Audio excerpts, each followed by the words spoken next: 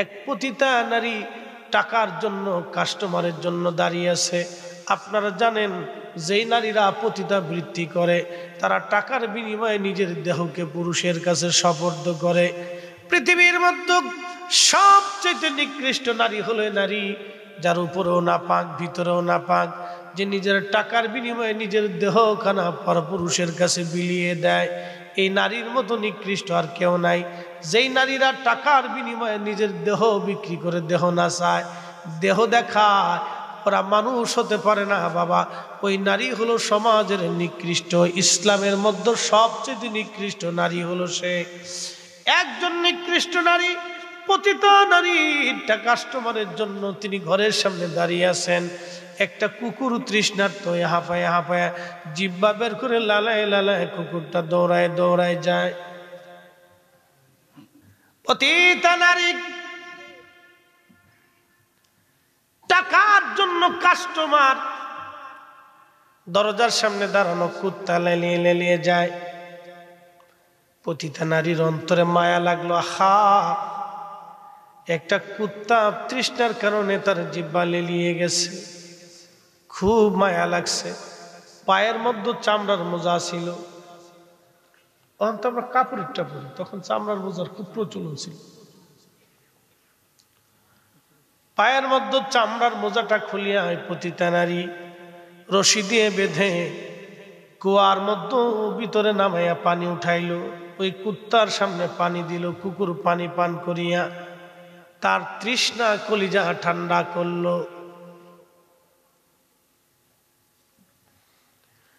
সহিহ বুখারীতে নবী বলে, উম্মতের রিক, এই কুত্তারে পানি পান করানোর জন্য পতিতা নারীর সারা জীবনের জেনার গুনাহ। চিন্তা করেন তো, জেনা কত নিকৃষ্ট কাজ, কত কঠিন গুনাহ জেনা। জেনা এত বড় ভয়াবহ গুনাহ। রাসূল করিম বলেন, মানুষ যখন জেনা করে তখন জমিন আল্লাহর দরবারে কাঁদতে থাকে, মালিক অনুমতি দিলে আমি আমার নিজের মধ্যে তারে দাফন করে দিব। এত কঠিন। জেনার শাস্তি নবীজি বলছেন, অবিবাহিত পুরুষ আর নারী যদি জেনা করে তাহলে তার শরীরে 100টা বেতের আঘাত করবে। আর পুরুষ যদি বিবাহিত নারী পুরুষ জেনা করে তাহলে মাটির মধ্যে পুঁতে পাথর মেরে তাদের হত্যা করে ফেলবে। শরীয়তের আইন এত করা যদি হয়, না জানি জাহান্নামের শাস্তি কত কঠিন হবে জেনা। কিন্তু আজকে আমার সমাজে পুরুষ ছেলে মেয়েরা আল্লাহু আকবার জেনাটাকে কিছু মনেই করে না। কি কথা কর না কেন, ঠিক কিনা? যদি জেনাটাকে তারা কিছু মনেই করত তাহলে আমার দেশের নারীরা বেপর্দা বেহায়া হয়ে রাস্তায় চলতো না। কথা কর না কেন, ঠিক কিনা?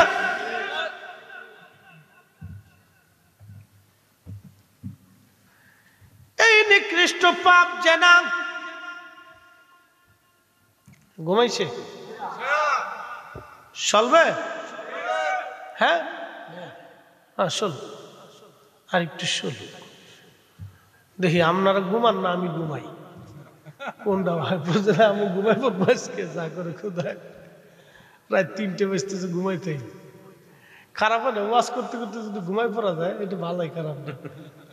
তাহলে বিশ্ব দিয়ে করে বুঝে হুজুর ওয়াজ করবো যে ঘুমাই পড়ছে। এই পতিতা নারীর জীবনের সমস্ত জেনার গুনাহগুলি আল্লাহ মাফ করে দিয়ে একটা কুকুরকে পানি পান করানোর জন্য আমার আল্লাহ তারে জান্নাতি বানায় দিল। একবার জোরে জোরে বলা যাবে কি সুবহানাল্লাহ? সহিহ মুসলিমের মধ্যে কিয়ামতের ময়দানে আল্লাহ বান্দারে ডাক দিয়ে বলবে, বান্দারে আমি ক্ষুধার্ত ছিলাম, তুমি আমারে খাবার দাও নাই। আমার দিকে তাকান। বান্দারে আমি ক্ষুধার্ত ছিলাম, তুমি আমারে খাবার দাও নাই। বান্দা বলবে, রব বলো কি? তুমি ক্ষুধার্ত ছিলা, তুমি তো রব, তুমি তো নিজেই রাজ্জাক, রিজিক দেনেওয়ালা, তুমি আবার কি করে ক্ষুধার্ত হও গো আল্লাহ? আল্লাহ বলবেন, বান্দারে, তোমার বাড়ির পাশে একজন দরিদ্র মানুষ ছিল, খানা খেয়ে রাত্রিবেলা ঘুমিয়েছিল, ক্ষুধার্ত ছিল সে। তুমি যদি তারে খাবার দিতা, আমি মালিকের খাবার খাওয়া হয়ে যাইত। না না, হয় না, আরো জোরে বলেন, আরো একসাথে বলেন। আমার দেশের বহু ধনী, কোটি কোটি টাকার মালিক, গরিব মানুষের খোঁজ নেয় না। কথা কর না কেন, জোরে বলেন। ও সোনা রে, পিঁপড়ায় খাবে বড় লোকের ধন। ছোটকালে এটা শুনছিলাম, সোনা রে, পিঁপড়ায় খাবে বড় লোকের ধন। ছোটকালে গানটা শুনছিলাম, ও সোনা রে, পিঁপড়ায় খাবে বড় লোকের ধন। শেষ পর্যন্ত জমায় জমায় জমায় জমায় থুয়ে চলে যায়। ওরা পোলায় শেষে বোতল সার মুড়ি দেয়।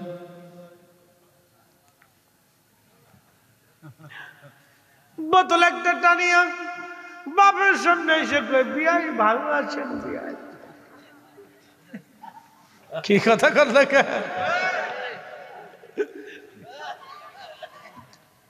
কি দাদা কথা খারাপ বেশি? যারা মানুষের টাকা মাইরে দিয়া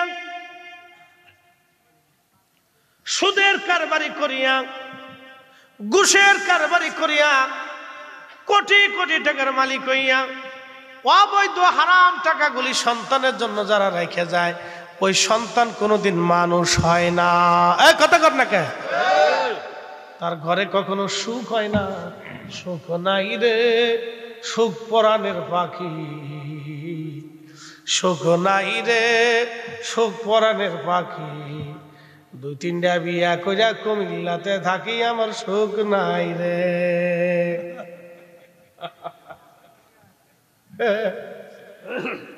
এ শুনে ওর জীবনেও সুখ পাবে না, জীবনেও সুখ হবে না। হারাম টাকার সন্তানের জন্য রেখে গেলে সুখ নাই। কি কথা কর না কে?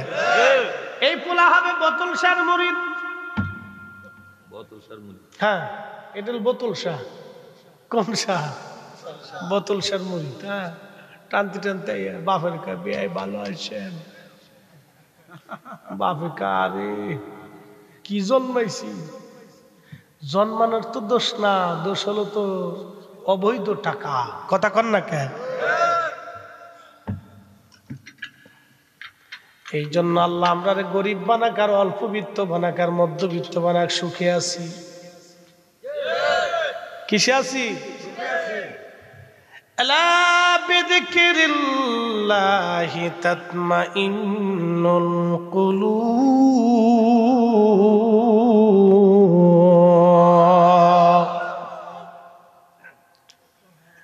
আলা মানে সাবধান। কোরআন বলতেছে সাবধান, আমি আল্লাহর স্মরণের মধ্যেই তোমার আত্মার শান্তি। নামাজে যদি দাঁড়াও আত্মায় শান্তি পাবা, জিকিরে বইলে শান্তি পাবা, মাহফিলে বইলে শান্তি পাইবা, রোজায় গেলে শান্তি পাইবা, হক হালালে শান্তি পাইবা। হারামে আরাম হবে না, হারামে আরাম হবে না, হারামে আরাম হবে না। পোলাই কথা শুনবে না, মাইয়া কথা শুনবে না।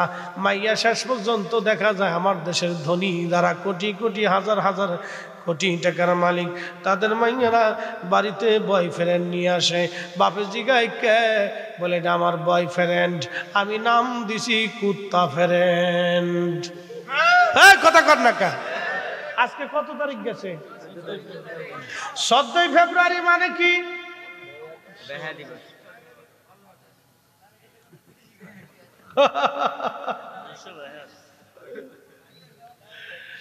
বিশ্ব বেহায়া দিবস। কথা কন জোরে কর। বিশ্ব বেহায়া দিবস। এই দিবসে যত কুত্তা কুত্তি, কি কথা কন নাকি? খারাপ কইছেন? কাতি মাসে কুত্তা পাগল হয়, আর 14 ফেব্রুয়ারি কুত্তা কুত্তি পাগল হয়। এটা ভালোবাসা দিবস বলে না। মুসলমানের জন্য প্রত্যেকটা নামাজ রক্ত হলো ভালোবাসার দিন। কথা কর। মুসলমানের জন্য প্রত্যেকটা ওয়াক্ত আল্লাহর সাথে ভালোবাসার সময়, আর মুসলমানের জন্য প্রত্যেকটা মুহূর্ত আমার নবীর সাথে প্রেমের সময়। কি কথা কন? ভালো যদি বাসতে হয় নবীকে বাসো, ভালো যদি বাসতে হয় নবীকে বাসো। নবী তরানে ওয়ালা, নবী বাঁচানে ওয়ালা। তারপর কি? ওই নবীজির মহাব্বতে মিলাদ পড়িও, ভালো যদি বাসতে হয় নবীকে বাসো, ভালো যদি বাসতে হয় নবীকে বাসো। হাজিরিন বরুড়াবাসী, কিয়ামতের ময়দানে আল্লাহ ডাক দেবে, বান্দা আমি অসুস্থ ছিলাম, তুমি সেবা করো নাই। বান্দা বলবে, রব বলো কি? আল্লাহ তুমি তো নিজেই শেফা দানকারী, তুমি তো নিজেই শাফি, তুমি শেফা করনেওয়ালা। আল্লাহ বলো কি মালিক, তুমি আবার কখন অসুস্থ হইলা? আল্লাহ ডাক দিয়ে বলবে, বান্দারে তোমার বিরামে বাড়ির পাশে আমার একজন বান্দা অসুস্থ ছিল, তুমি যদি তারে সেবা করাইতা, সেবা দিতারে বান্দা, আমি মালিকের সেবা দেওয়া হয়ে যাইত। চিৎকার মেরে বলেন ঠিক কিনা? এই যে মাহে রমজান আসবে, কত ধনীরা মাহে রমজানে উমরা করার জন্য যায়। আল্লাহু আকবার। আমার দেশের কত গরিব মানুষ টাকার অভাবে, বাবারে টাকার অভাবে তারা ভালো ইফতার করতে পারে না, সেহরি করতে পারে না। কত মা সামান্য মুড়ি চিরা দিয়ে অথবা আখের গুড় দিয়ে সামান্য শরবত বানাইয়া আমার দেশের কত মা ইফতার করে। টাকার অভাবে ভালো কিছু কিনে খেতে পারে না, দ্রব্যমূল্যের দাম বেড়ে গেছে, অনেকে ঠিক মতো সুন্দর ইফতারি কিনতে পারবে না। কত মানুষ সুন্দর করে সেহরি করতে পারে না আমার দেশের ধনীরা। আল্লাহু আকবার। কি বলবো, বলার কোনো ভাষা নাই রে বাবা। আহা, এই মানুষগুলি যদি ওই যে এই বিভিন্ন জায়গা কি বলে বিদেশে সফর করে ঘুরে ঘুরে বেড়ায়, যেখানে যায় তারা বলে টাকা খরচা করার জায়গা খুঁজে পায় না। এই ভালোবাসা দিবসে কনসার্টে যায়, বিভিন্ন জায়গা তারা গেল। বিশ্ব বেহায়াপনা দিবসে বেহায়াপনা করে বেড়াচ্ছে, লক্ষ লক্ষ টাকা যেখানে সেখানে খরচ নষ্ট করে বেড়াচ্ছে।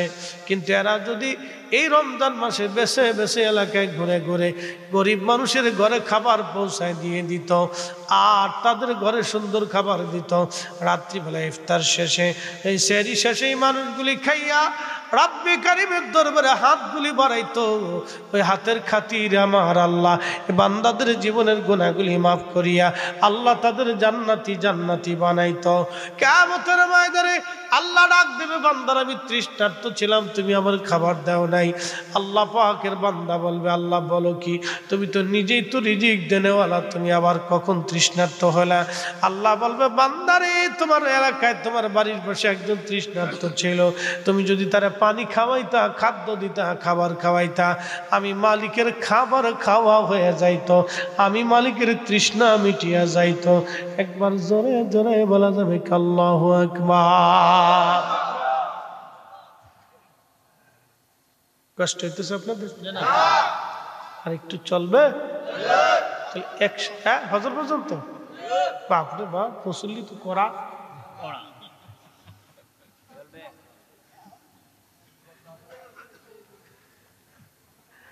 আমার আমার সার শেষ তো দুই একটা টান না দিলে করে গরম হবে না। হ্যাঁ, কথা ঠিক কিনা? শেষ রাত্রের একটা সমস্যা, আর ইউটিউবওয়ালারা সারবুকে হুজুর ভালো গান গাইতে পারে।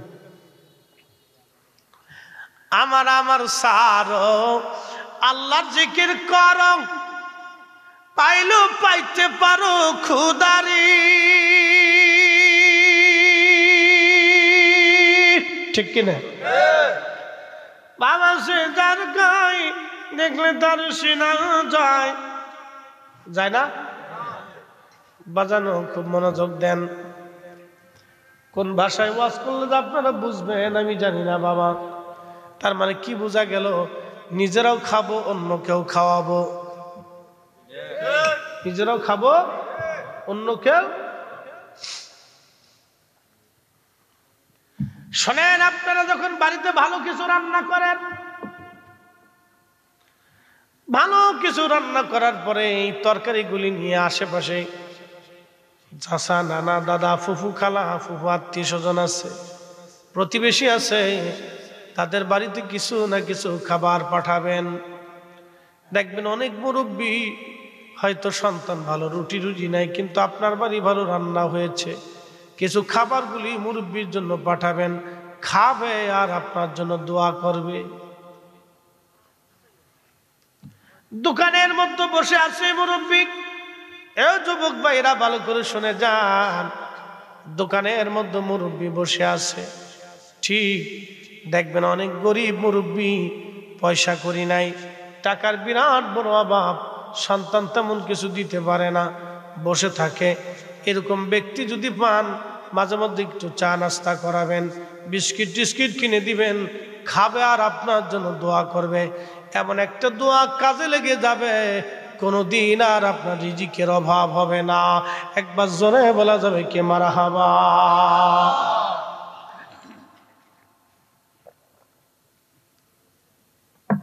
সাও ঠান্ডা হয়ে গেছে যে,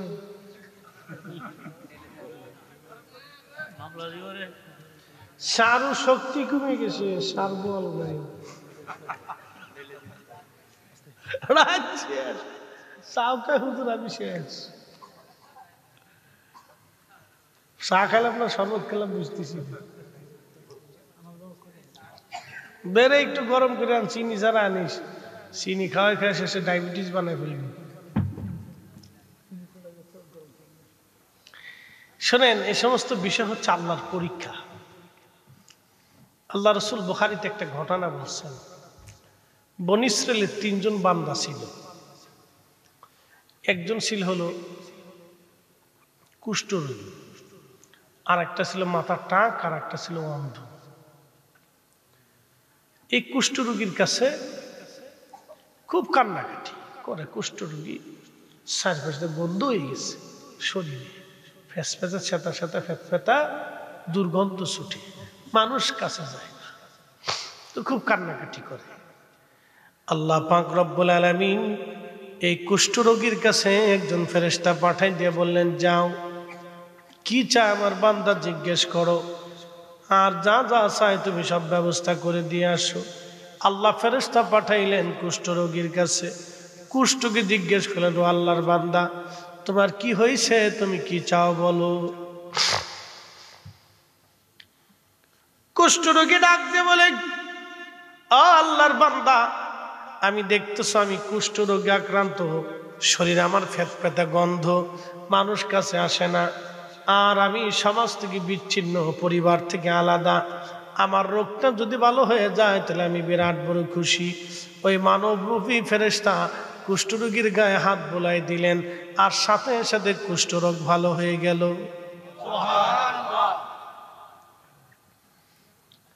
কুষ্ঠরোগীরে বললেন, কুষ্ঠরোগী তুমি কি চাও বলো। কুষ্ঠরোগী বলল, দেখেন আমি গরিব মানুষ, অত দরিদ্র, আমি গরিব মানুষ, অত দরিদ্র। কুষ্ঠরোগীরে ওই ফেরেশতা, মানবরূপী ফেরেশতা, তারে উট এনে দিলেন। উট দিয়ে বলেন, ও আল্লাহর বান্দা, যাও, তোমার উটও দিলাম, এই উটগুলি নিয়া তুমি লালন পালন করো, আল্লাহ তোমারে বরকত দিবে। সে উটগুলি নিয়ে গেল, চলে গেল, সে লালন পালন করলো, বিরাট বড় তার উটের খামার হয়ে গেল, হাজার হাজার উট তার হয়ে গেল, সে কোটি কোটি টাকার মালিক হয়ে গেল।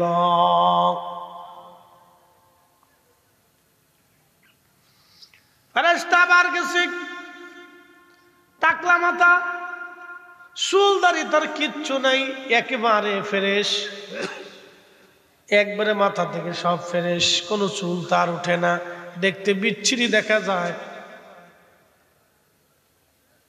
টাকলা বলার কাছে যায়, বলেন তুমি কি চাও বলো।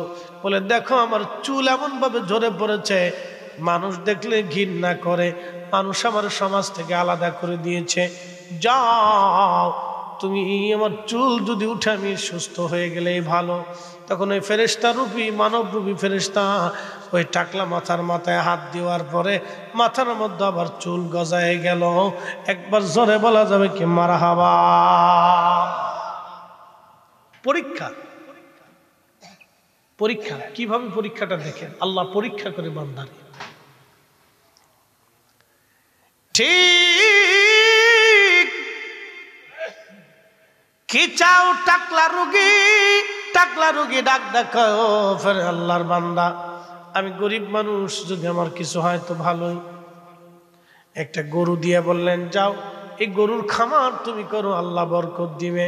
সে গরুর খামার করলো, বিরাট গরু হয়ে গেল, হাজার হাজার গরু হয়ে গেল তার, বিরাট বড় খামার, কোটি কোটি টাকার মালিক হয়ে গেল সে। ওই যে অন্ধর কাছে যাইয়া মানব রূপী ফেরেশতা বলল, অন্ধ তুমি কি চাও? অন্ধ বলে, দেখো আমি চোখে দেখি না, দুনিয়া বুঝি না, দুনিয়া দেখি না, আমি যদি চোখে দেখি তাহলে আমার জীবন বড় বুলন্দ হবে। ওই মানব রূপী ফেরেশতা এই অন্ধের চোখে হাত বুলাই দেওয়ার সঙ্গে সঙ্গে চোখ ভালো হয়ে গেল। কি চাও তুমি? বলে আমি গরিব মানুষ। দেখেন তিনটে, প্রথমটা হলো কুষ্ঠ, দ্বিতীয়টা টাকলা, তৃতীয়টা অন্ধ। এই অন্ধরে একটা ছাগল এনে দিয়ে বললেন, যাও তোমার ছাগল দিলাম, এই ছাগলের খামার বানাও। বিরাট বড় ছাগলের খামার হয়ে গেল, হাজার হাজার ছাগল, কোটি কোটি টাকার মালিক হয়ে গেল অন্ধ। এরকম বহুদিন পার হয়ে গেল। আল্লাহ আবার ওই ফেরেশতাকে পাঠাই দিয়ে বললো, ফেরেশতারা যাও আমার তিনজন বান্দারে পরীক্ষা করে আসো, কে আমার শুকর গুজারি বান্দা হয় দেখো।